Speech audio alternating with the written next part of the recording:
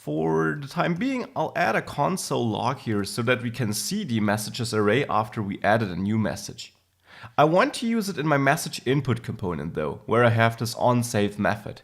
Here it would be great if I could access my message service and pass the value or a new message based on this value to this message service and store it in the message array there. Now to do so, I need to inject it here as I explained on the slides.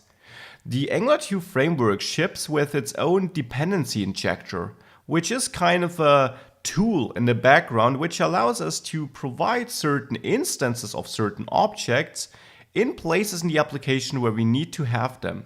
So we're not going to instantiate this service on our own with the new keyword, like this. This is not how we'll do it.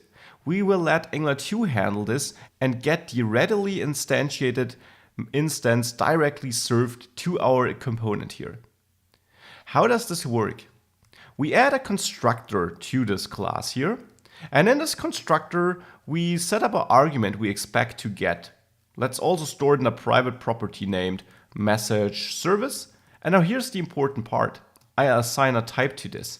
Type should be message service. Also import this from /message service. Now, who's creating our message input component? That is Angular 2.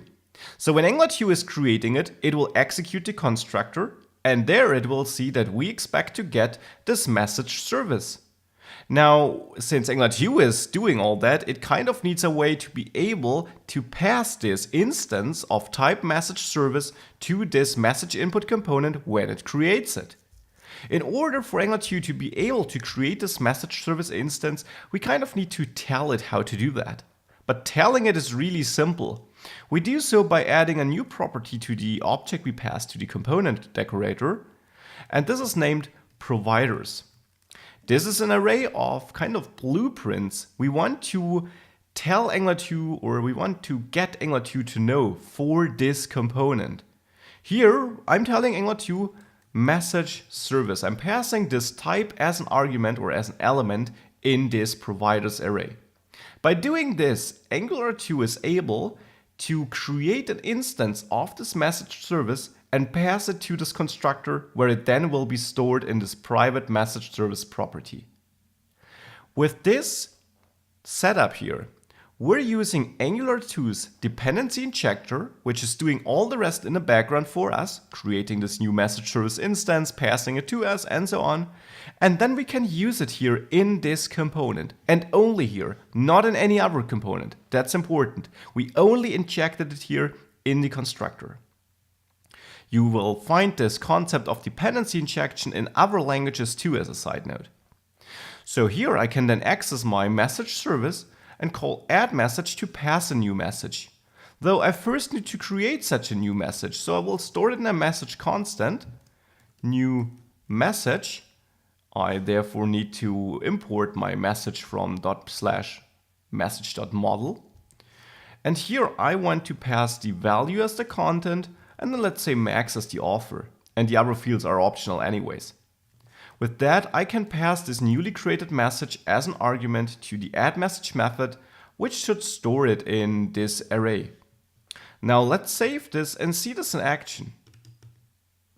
If I open up the console here, reload the application, clear the console, and type something again, if I hit save, you see an array which holds this message we just created. Message ID and user ID is of course undefined because I didn't pass it. If I add something too, you now see this array holds two messages. So the storing of messages in this central array in this service does work. And this is how we use such a service to centralize certain things, to use it as a data storage, for example. Of course, storing the data is nice, but it would be even more useful if we could not only store it there, but also retrieve it thereafter and output it in our list of messages here. So let's work on this next.